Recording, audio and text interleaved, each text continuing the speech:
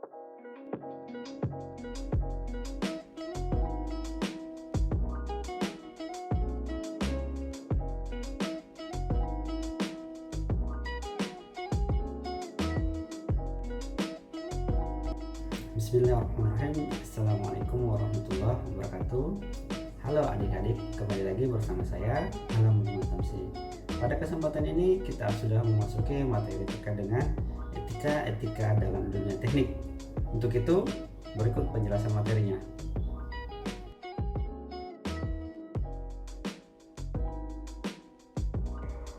Baik, jadi setiap profesi, baik itu profesi kedokteran, hukum, farmasi, kedokteran gigi, tentunya harus memiliki etika.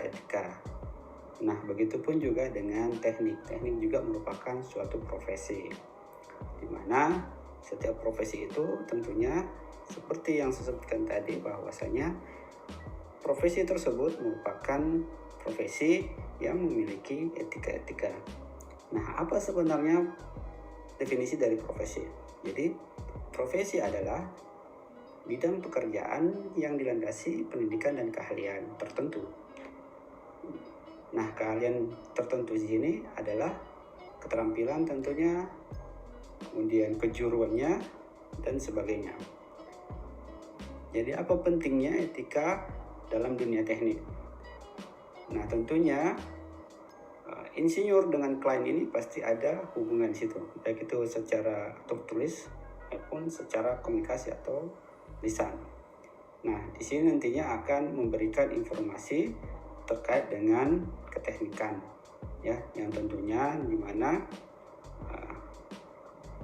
hubungan antara insinyur dan klien ini membutuhkan etika.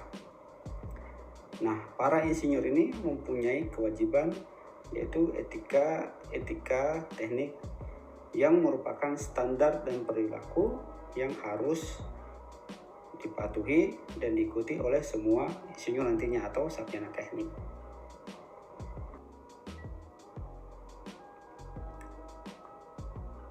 Jadi tentunya para insinyur itu jarang yang bekerja secara sendiri. Tentunya mereka akan saling bekerja dalam sebuah tim. Nah, seperti materi pada sebelumnya, nah, dalam sebuah tim teknologi itu terdiri dari ilmuwan, tentunya para insinyur, kemudian para teknisi, dan ataupun tukang atau artisan. Nah, untuk mengatur interaksi antara tim tersebut, sehingga dibuatlah aturan interaksi. Nah, aturan interaksi ini adalah sekumpulan aturan tingkah laku yang dikehendaki antara insinyur, orang-orang lain, dan masyarakat pada umumnya. Nah, aturan-aturan interaksi ini mempunyai dua tujuan tentunya. Yang pertama adalah insinyur itu mempunyai kewajiban terhadap masyarakat. Ya, harus jujur, kemudian bekerja keras, dan harus hati-hati misalnya. Kemudian, begitupun sebaliknya. Jadi masyarakat ini mempunyai kewajiban itu harus membayar pekerjaan atau melindungi properti intelektual apa yang telah dikerjakan oleh insinyur. Nah, jadi ada pun macam-macam aturan interaksi, diantaranya adalah yang pertama itu etiket, ya. Kemudian yang kedua adalah etika, kemudian yang ketiga ada hukum, dan yang terakhir adalah moral. Nah, mari kita membahas secara lebih detail terkait dengan macam-macam aturan interaksi tersebut. Baik, yang pertama adalah etiket. Nah, etiket ini itu meliputi aturan-aturan tingkah laku dan kesopanan. Nah, apa yang dibahas di sini adalah itu akan membahas tentang bagaimana kita cara makan, kemudian bagaimana cara berpakaian, bagaimana kita duduk, bagaimana kita menghadiri pesta, atau bagaimana cara kita berkomunikasi. Nah, aturan etiket ini dari waktu ke waktu itu tentu saja bisa saja dia berubah, ya. Contoh misalnya, nah di Inggris waktu dulu seorang wanita itu ketika keluar rumah itu dikatakan sopan ketika dia menggunakan kaos tangan. Nah, seiring waktu zaman berganti, tentunya hal tersebut tidak lagi dikatakan melanggar etiket ketika kita keluar rumah dan tidak menggunakan kaos tangan. Nah, adapun konsekuensi pelanggaran aturan ini tentunya itu akan menjadi bahan tertawaan, tetapi tidak dimasukkan ke dalam penjara. Nah, contoh misalnya ketika kita pergi ke undangan, itu tidak menggunakan pakaian sopan, misalnya hanya menggunakan celana pendek, kemudian hanya menggunakan kaos oblong, menggunakan sandal jepit. Nah, tentunya masyarakat atau peserta yang hadir pada pesta tersebut tentu akan menjadikan kita sebagai bahan tertawaan. Ya, ataukah misalnya ketika kita ke kampus, nah ke kampus hanya menggunakan sandal, kemudian hanya menggunakan celana pendek misalnya, begitu juga hanya menggunakan kaos oblong.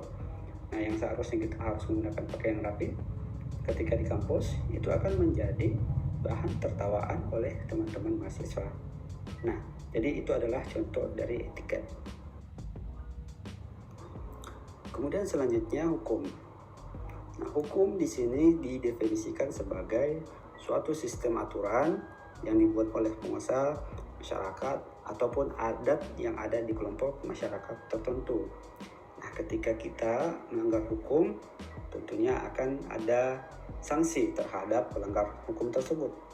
Bisa saja nantinya akan diberikan sanksi penjara, ataukah denda, ataukah misalnya kerja sosial, ataukah bisa saja diberikan hukuman mati.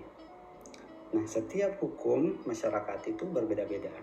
Ya, contoh misalnya hukum yang ada di Timur Tengah dan hukum yang ada di daerah Barat itu terhadap pelanggar hukum misalnya pencurian, nah, sanksinya itu pasti akan berbeda.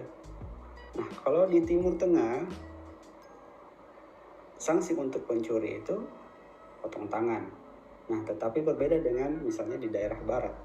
Nah, di daerah Barat ini, sanksi untuk pencuri itu hanya dihukum penjara misalnya. Nah, jadi hukum itu harus jelas dan tertulis di undang-undang. Nah, adapun kekacauan hukum, contohnya misalnya, nah, seorang pengendara mobil ini misalnya diberikan aturan itu harus minimal 17 tahun. Nah, bisa saja ketika dia umur 16 tahun, dia sudah matang untuk mengendarai mobil. Nah, begitupun sebaliknya, belum tentu ketika dia umur 17 tahun itu sudah matang mengendarai mobil. Nah, jadi kerancuan di sini adalah itu tidak adanya alat pengukur kematangan terhadap pengendara, ya, seperti itu.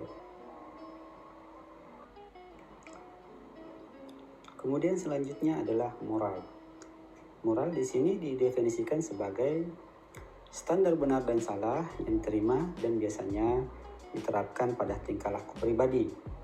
Nah, aturan moral ini itu sudah tercatat pada kitab suci, contohnya Al-Quran, Injil, Zabur, atau sebagainya.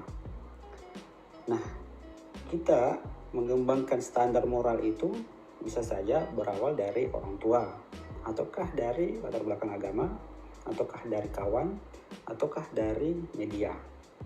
Jadi, kalau kita lihat, meskipun agama dan budaya di dunia itu bervariasi, tetapi terdapat aturan moral yang kita lihat itu hukumannya itu sama. Contohnya misalnya membunuh. Jadi membunuh ini bisa dikatakan merupakan tingkah laku pribadi yang salah. Nah, ada beberapa aktivitas yang belum jelas aturannya terkait dengan moral. Contohnya misalnya berjudi, berdansa, minum alkohol, minum kopi misalnya, ataukah merokok. Jadi ada beberapa aturan moral agama dan budaya yang menganggap hal tersebut itu tidak bermoral. Contohnya di Islam, ketika kita meminum alkohol, tentu itu merupakan tingkah laku pribadi yang melanggar moral. Nah, berbeda dengan agama yang lain, tentunya hal tersebut bisa saja dihalalkan atau diperbolehkan. Kemudian selanjutnya ada aturan moral itu yang berlaku pada semua orang. Contohnya misalnya adalah membunuh. Nah, membunuh itu adalah merupakan aturan moral yang salah yang dinilai sebagai tingkah laku pribadi yang buruk. Sehingga aturan moral ini itu sebenarnya adalah aturan yang berlaku kepada semua orang. Kemudian yang terakhir, etika. Jadi etika itu didefinisikan sebagai terdiri dari konsep-konsep yang masih abstrak dan umum tentang tingkah laku yang benar dan salah, yang diambil dari filosofi, teologi, dan kalangan masyarakat profesional. Jadi abstrak di sini bisa saja itu belum berwujud ataukah belum berbentuk ya, terkait dengan tingkah laku. Nah, sementara filosofi itu adalah pengetahuan dan penyelidikan dengan akal budi mengenai segala yang ada, sebab, asal, dan hukumnya. Nah, filosofi ini juga diartikan sebagai teori yang mendasari alam pikiran atau suatu kegiatan dan yang berdasarkan logika, estetika, metafisika, dan epistemologi. Sementara teologi di sini adalah pengetahuan tentang ketuhanan. Jadi etika ini itu dibuat berdasarkan dari filosofi tadi, teologi, ataukah kalangan masyarakat profesional, contohnya adalah insinyur. Baik, jadi setelah kita tadi membahas tentang hukum dan moral, nah ternyata bisa saja hukum dan moral tersebut itu tidak sejalan atau bisa saja terjadi konflik. Contoh sederhananya misalnya seperti ini. Yang pertama adalah sistem legal tidak sejalan dengan situasinya. Contoh kasusnya misalnya sebuah perusahaan kimia itu mengembangkan proses yang baru yang ternyata itu dapat menimbulkan limbah. Nah, limbahnya di sini itu bersifat karsinogenik atau dapat menimbulkan kanker. Karena prosesnya itu baru, maka belum masuk dalam daftar larangan yang dibuat oleh pemerintah atau undang-undang. Nah, jika perusahaan itu membuat limbah, maka tidak akan melanggar hukum karena tentunya itu belum terdapat pada undang-undang. Nah, tetapi di sini itu merupakan hal yang tidak bermoral. Ya, itu yang pertama. Kemudian yang kedua, penerapan standar moral menjadi aturan hukum itu tidak bisa dipaksakan. Contohnya adalah beberapa aturan moral itu misalnya melarang meminum alkohol. Nah, tetapi ternyata larangan ini itu tidak bisa diterapkan di negara Amerika misalnya atau negara Eropa. Nah, oleh karena itu hal tersebut itu tidak bisa dipaksakan. Nah, kemudian selanjutnya, hukum itu tidak memihak dan berlaku untuk semua orang. Contohnya misalnya ada peraturan pemerintah, ini mengatur semua pembelian barang itu harus melalui agen pembelian yang legal. Nah, ternyata ada insinyur pemerintah itu membeli dinamo bekas di pasar loak untuk kegiatan eksperimen yang dimana bisa saja kegiatan eksperimennya itu untuk manfaatnya adalah kebaikan masyarakat. Nah, ternyata nomor katalognya itu sudah tidak ada. Karena hal tersebut bisa saja menghambat kegiatan eksperimen, lama menunggu jika memesan, sehingga insinyur tersebut itu membeli dan mengganti uangnya dengan harga yang sama dari kantor. Nah, hal ini itu bukan merupakan hal yang tak bermoral karena tidak ada pencurian yang terjadi di sini. Tetapi bisa saja kalau dilihat dari sisi hukum, hal tersebut merupakan hal yang melanggar karena hal tersebut adalah hal yang ilegal. Kemudian selanjutnya, hukum bisa saja dibuat oleh rezim yang tidak bermoral. Contohnya, pada saat Perang Dunia Kedua, hukum Nazi itu memberikan hukuman terhadap orang-orang Yahudi yang bisa saja dibunuh atau sebagainya.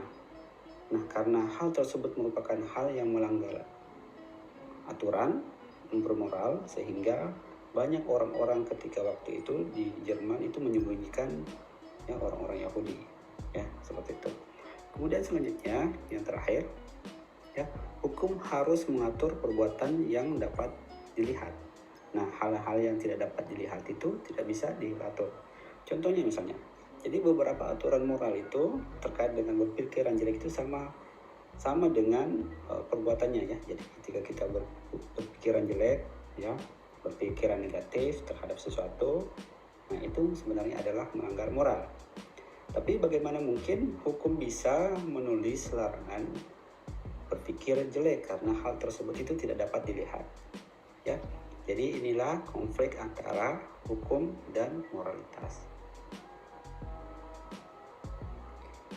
Jadi tujuan utama aturan-aturan interaksi adalah untuk mencegah konflik antara anggota masyarakat.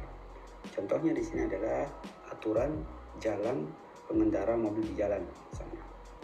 Nah, untuk menangani sebuah konflik itu dibutuhkan pemahaman terhadap sumber konflik tersebut ya, yang muncul dari misalnya isu moral, isu konseptual, isu aplikasi, ataukah itu dari isu faktual. Nah, isu moral itu dapat muncul bila isu tersebut dapat diselesaikan dengan membuat sebuah keputusan moral. Contohnya misalnya di sini adalah batasan kecepatan mobil untuk kepentingan masyarakat. Nah, kecepatan mobil tersebut itu dibatasi. Kemudian, isu konseptual itu muncul ketika moralitas sebuah tindakan itu disetujui, tapi masih ada ketidakjelasan bagaimana hal itu harus ditulis dengan jelas pada hukum atau aturan ataukah kebijakan.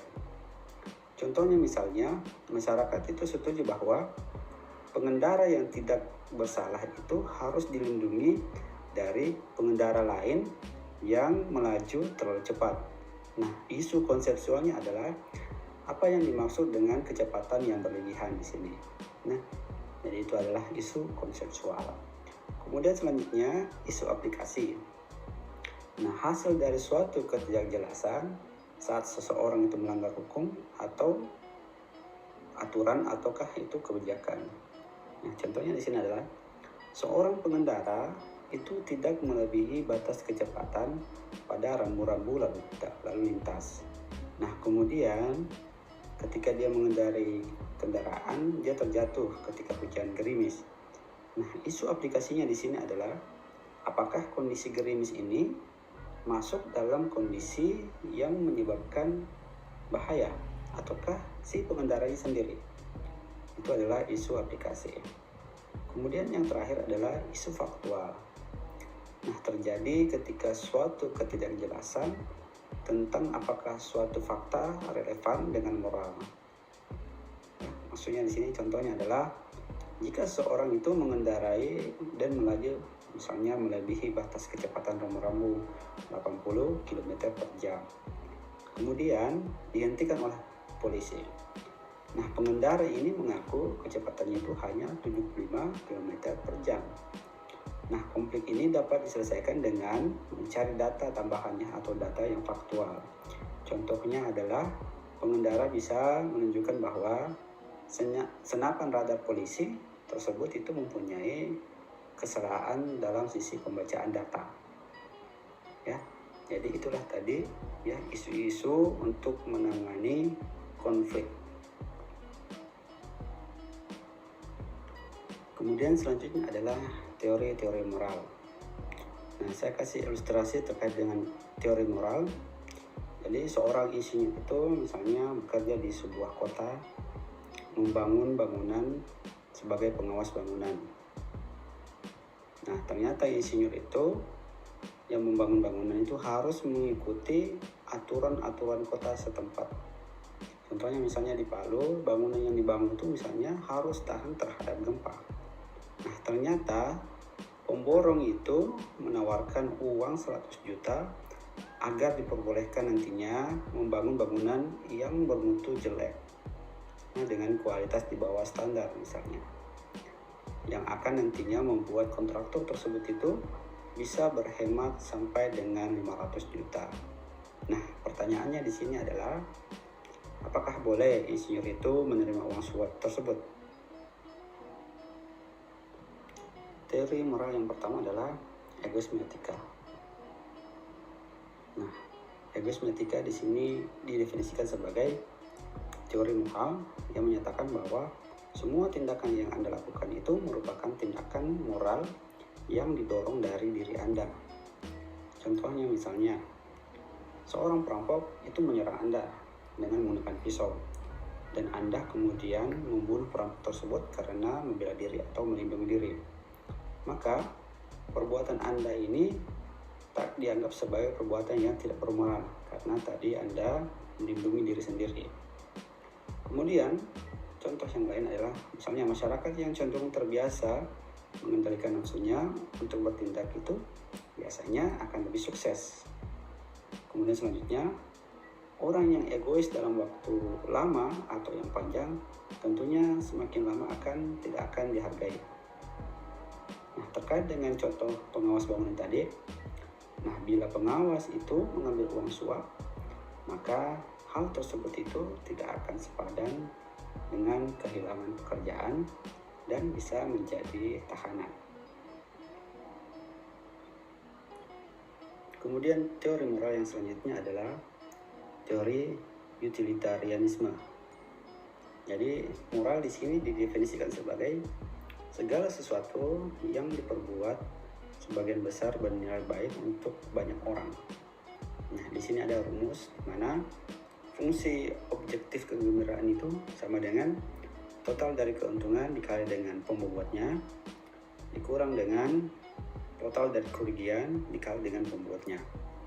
Nah, adapun langkah-langkahnya untuk menghitung utilitarianisme adalah yang pertama adalah menentukan audiens yang dituju, apakah itu para orang atau ke perusahaan atau masyarakat.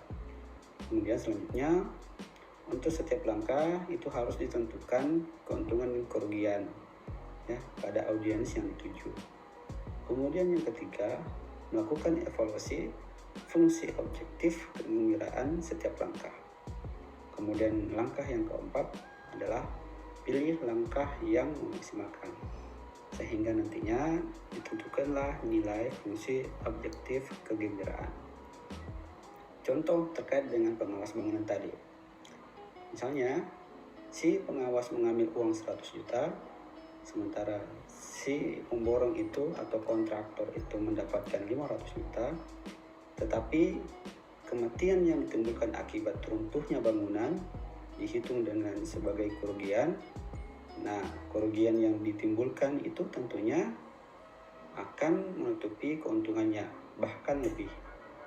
Sehingga bisa saja kita lebih memilih tidak mengambil uang ataukah tidak memilih keuntungan yang lebih banyak. Sebenarnya ini merupakan hal yang sangat logis untuk para insinyur, tetapi muncul beberapa masalah terkait dengan metode ini. Yang pertama adalah mewajibkan mempunyai pengetahuan yang baik. Kemudian yang kedua, penilai dibutuhkan untuk menghitung keuntungan dan kerugian. Dan yang terakhir adalah akan berakibat ketidakadilan untuk beberapa orang. Ya, ini adalah teori dari utilitarianisme. Kemudian teori moral yang ketiga atau yang terakhir adalah teori analisis hak. Jadi di sini dikatakan bahwasanya moral adalah segala sesuatu yang berlaku sama pada setiap manusia. Nah, jika kita lihat tadi terhadap pengawas bangunan, makanya pengawas bangunan tersebut harusnya berpikir bahwa setiap orang itu berhak untuk memiliki kehidupan dan kelayakan terhadap hidup. Ya, jadi ini adalah teori analisis hak. Kemudian selanjutnya adalah etika insinyur. Berikut merupakan etika insinyur. Yang pertama adalah melindungi keselamatan, kesehatan, dan kesejahteraan umum. Selama kita bekerja, tentunya harus memperhatikan keselamatan, kemudian kesehatan sendiri, dan kesejahteraan masyarakat umum. Kemudian yang kedua, menampilkan tugas-tugas sesuai dengan kewenangannya. Jadi bekerja sesuai dengan keilmuannya, bekerja dengan sesuai objektifnya, dan sebagainya. Kemudian yang ketiga, menjunjung tinggi kebenaran dan objektivitas. Kemudian yang keempat, bersifat mulia dan terhormat. Kemudian yang kelima, selalu belajar untuk mempertajam kemampuan tekniknya. Kemudian yang keenam, selalu bekerja keras dan jujur pada atasan atau klien. Kemudian yang ketujuh, menginformasikan kepada yang berwenang tentang kerugian dan bahaya. Kemudian selanjutnya,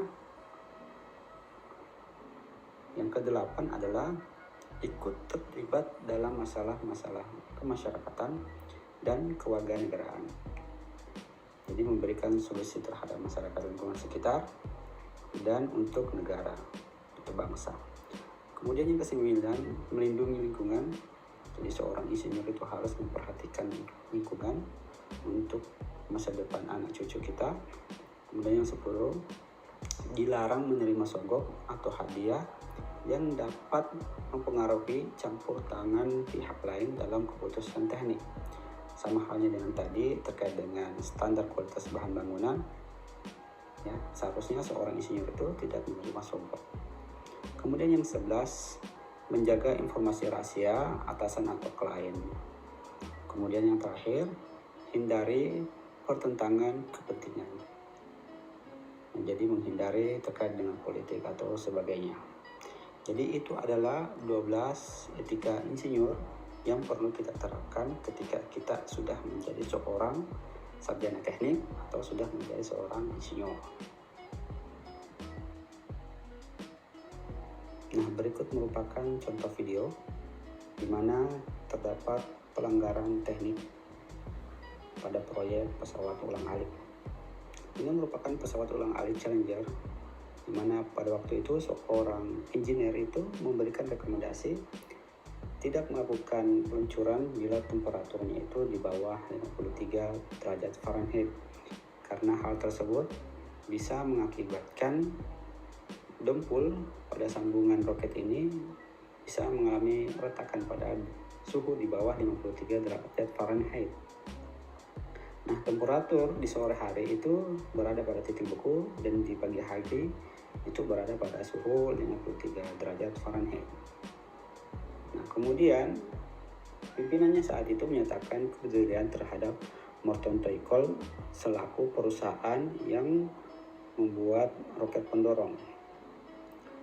Karena Morton Toycol itu sedang bernegosiasi untuk kontrak yang akan datang, dan mereka tidak ingin memperlihatkan keburukan pada produk mereka, sehingga dilaksanakanlah peluncuran roket ulang-alik Challenger ini. Nah, roket diluncurkan pada pukul 11.38. Meledak setelah 76 detik mengudara di ketinggian 50.000 feet. Nah, berikut merupakan videonya. Nah, ini adalah pesawat ulang-alik yang sudah diluncurkan.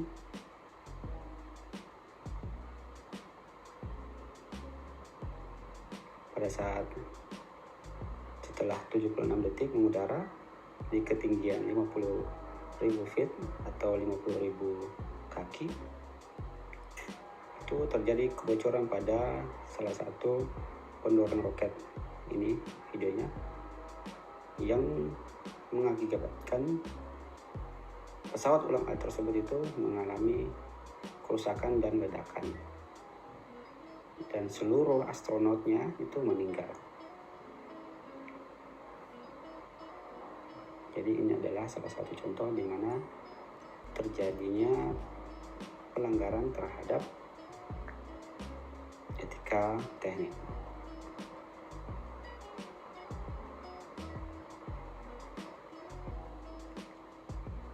Saya rasa cukup sampai di sini saja materi untuk pekan ini.